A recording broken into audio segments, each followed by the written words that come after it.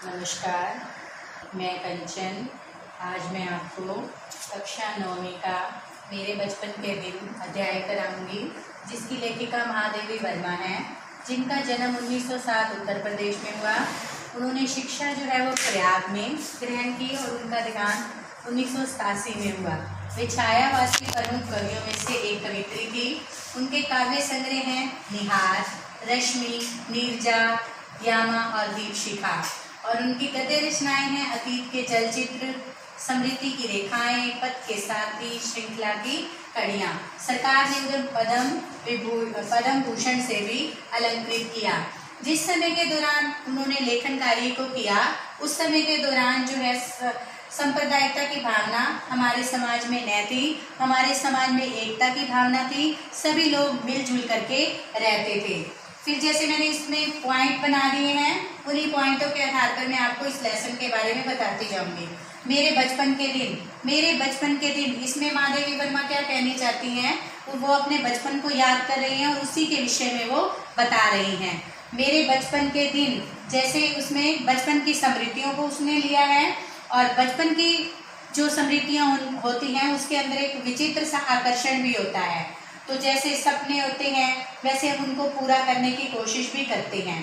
तो इसमें जो कवित्री है वो बताती हैं कि जिस समय के दौरान उसका जन्म हुआ, उस समय के दौरान समाज जो था उसमें जो स्त्री थी उसकी दशा जो थी वो दयनीय थी।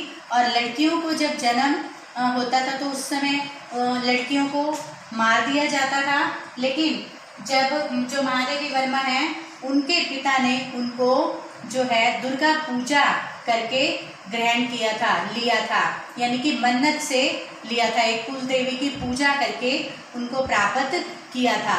वो 200 वर्षों में पहली उनके घर जन्मी कन्या थी। उनके घर में उर्दू, फारसी बोली जाती थी, लेकिन उनकी माँ जबलपुर से आई और अपने साथ हिंदी भाषा जो है वो लेकर के आई। और उनकी माता जो थी वो उनका बहुत ख्याल रखती थी। वो उनको हिंदी पढ़ना सिखाती थी और साथ साथ उन्होंने अपनी माता से ही मीरा के पद गाने सीखे। पंचतंत्र की कहानियाँ भी उनकी माता ने ही उन्हें पढ़ाई और संस्कृत भाषा भी उनको उनकी माता ने ही पढ़ाई थी। तो जब वह बचपन में थी तो मीरा के पद जो ब्रज भाषा में गाए जाते थे, जो प्रभाती में उनकी माता गाती थी। प्रभाती क्या होता है? जो सुबह का गान जो है वो किया जाता है, उसको प्रभाती कहा जाता है। मीरा के पद उन्होंने उसी प्रभाती से ही सीखे थे। तो उनके बचपन की जो स्मृतियां हैं उसी में वो बताती हैं कि उनके पिता जो थे वो उनको विदुषी बनाना चाहते थे, लेकिन वो विदुषी क्या होता है कि एक कवित्री बनाना चाहते थे और वो बाद में वही कवित्री बनी भी। उन्होंने कविताओं की, जैसे हमने इनका देखा ही है कि रचनाएं जो है वो उन्होंने अनेक प्रकार की लिखी भी हैं। जैसे उनको घर में हिंदी तो उनकी माता ने सिखाई और उसके पिता उसको उर्दू सिखाना चाहते थे। तो उर्दू सिखाने के लिए उनके घर में मौलवी जो है वो आए। शायद मौलवी की दाढ़ी देख करके उनको डर लगता था या उनको उर्दू भाषा सीखना ही नहीं था। वे जैसे ही मौलवी साहब उनको पढ़ाने के लिए आते तो वो वैसे ही चारपाई के नीचे छिप जाती। अपनी माता से शिक्षा ग्रहण करने के बाद उनको, जैसे मैंने नेक्स्ट पॉइंट बनाया, छात्रावास में जाना, तो उनको छात्रावास में भेजा गया। छात्रावास के अंदर जैसे वो गई तो वहाँ पर एक कमरे के अंदर 4 लड़कियों को रखा जाता था। वहाँ पर उनकी मित्रता सुभद्रा कुमारी चौहान के साथ जो है वो हो गई थी और वहाँ छात्रावास में वो रहने लगी। सुभद्रा कुमारी चौहान जो थी वो उनसे 2 साल बड़ी थी उम्र में, लेकिन फिर भी उनकी अच्छी मित्रता हो गई और वो उनके साथ रहने लगी। और उनके छात्रावास का माहौल भी बहुत अच्छा था। वहाँ पर एक साथ जैसे अवधी भी बोली जाती थी। अवध से आई हुई लड़कियाँ जो है वो अवधी बोलती थी, ब्रज से आई हुई लड़कियाँ वो ब्रज भाषा बोलती थी और सभी तरह का उर्दू वाली लड़कियाँ जो है वो उर्दू भी बोलती थी, मुल्तानी भी बोली जाती थी। लेकिन जैसे सभी भाषाएं अनेक होने पर भी वहाँ एकता के सूत्र में सभी जो थे वो बंधे हुए थे। फिर जैसे एक बार सुभद्रा कुमारी चौहान को सुभद्रा कुमारी चौहान जो थी वो स्वयं रचनाएं रचती थी, कविताएं लिखती थी, तो एक बार उनको भी ऐसे ही पता चला, अंदाजा हुआ कि जो महादेवी वर्मा है वो भी लिखती हैं, तो उन्होंने उसकी सारी अलमीरा को जो है टटोला और फिर उनको सुभद्रा कुमारी चौहान को उनकी लिखी हुई तुकबंदी कविताएं जो मिली, तो वो जैसे एक अपराधी को पकड़ा जाता है वैसे ही सुभद्रा कुमारी चौहान महादेवी वर्मा को पकड़कर और हाथ में कविता वाले पेजों को लेकर पूरे हॉस्टल में उसको घुमा लाई। फिर दोनों मिलकर जो है तुकबंदी करने लगी, कविताएं लिखने लगी, और जैसे और जो लड़कियां थी वो खेलती थी, लेकिन ये दोनों कभी पेड़ों की टहनियों पर बैठकर तो कभी कहीं बैठकर कविताओं की रचना करती थी, और उस समय स्त्री दर्पण के अंदर इनकी कविताएं जो है वो छपने जाती थी। फिर जैसे मैडम थी वहाँ पर, जो हॉस्टल में मैडम के साथ जो महादेवी वर्मा है वो काव्य सम्मेलन में जाती थी, लेकिन सुभद्रा कुमारी चौहान जो है वो नहीं जाती थी। वहाँ पर कभी अध्यक्ष हरिहोद होते थे, कभी श्रीधर, कभी रत्नाकर, और जो महादेवी वर्मा थी वो हमेशा ही प्रथम पुरस्कार लेती थी। उन्होंने लगभग 100 पदक जो है वो जीते होंगे। जैसे 100 वो कहती हैं उन्हें चांदी का कटोरा मिला, तो जब वो चांदी का कटोरा मिला पुरस्कार स्वरूप, तब वो लेकर के वो कटोरा सुभद्रा कुमारी के पास आई और उन्होंने उसको कटोरा दिखाया।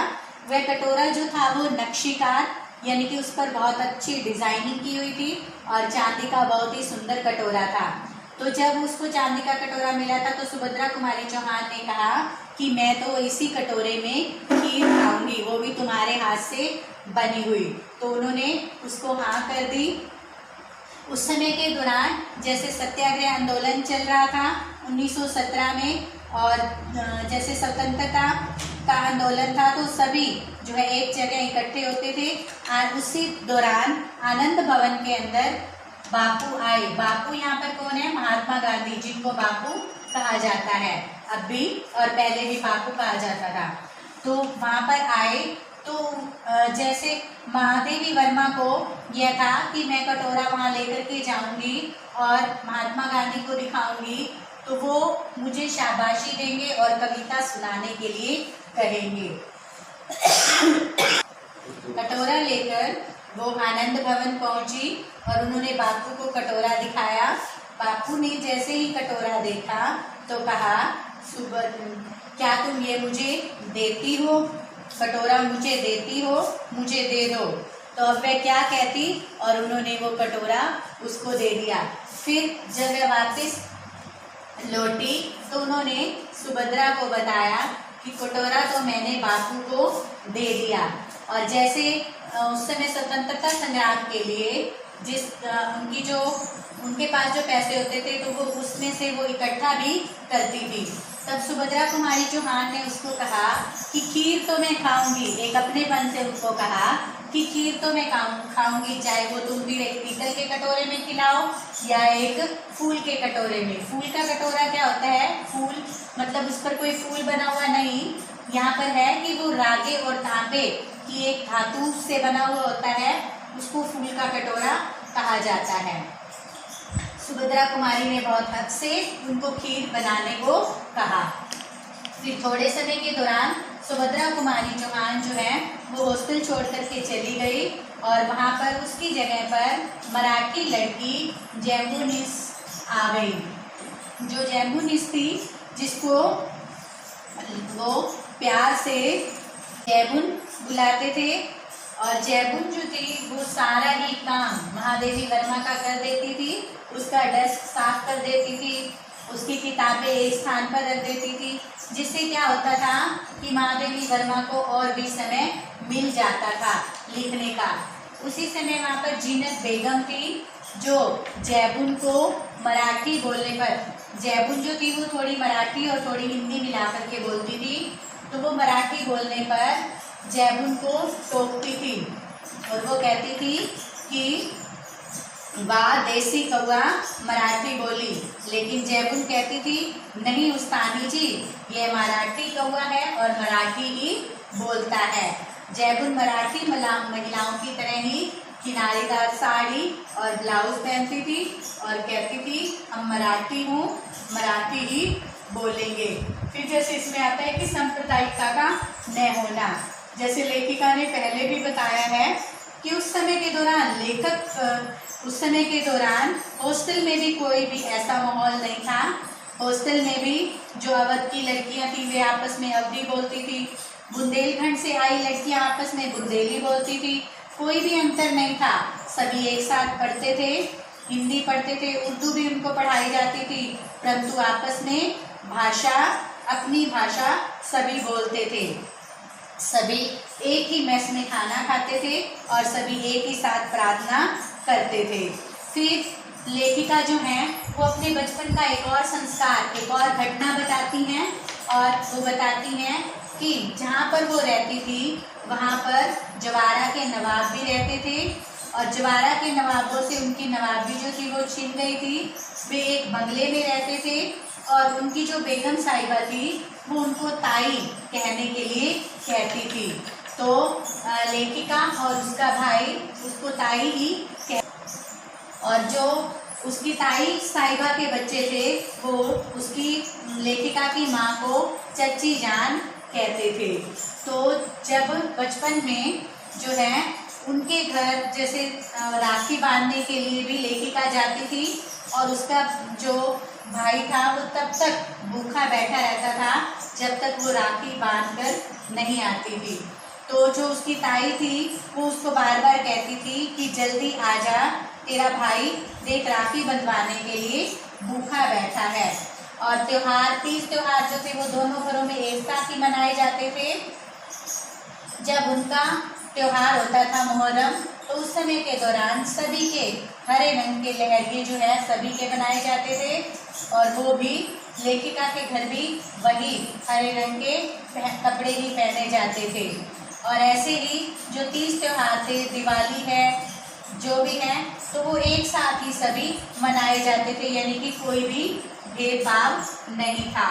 तो जब लेखिका का भाई हुआ तो उसके भाई के होने पर तो उसने जो उनकी ताई थी उसने कहा कि अपने पिताजी से कहना कि देवर साहब से कहना कि नेक जो है वो तैयार रखें, मैं शाम को आऊँगी। तब वह उसके भाई के कपड़े लेकर के आई और उसी ने ही, उसकी ताई साहिबा ने ही उसके भाई का नामकरण किया और उसका नाम मनमोहन रखा। उसका भाई बाद में जम्मू यूनिवर्सिटी का वाइस चांसलर बना, लेकिन जो उसका ताई का दिया हुआ नाम था वह हमेशा वही ही चलता रहा। तो जैसा उस समय के दौरान भारत का अगर आज भी वैसा भारत होता तो कितना अच्छा होता।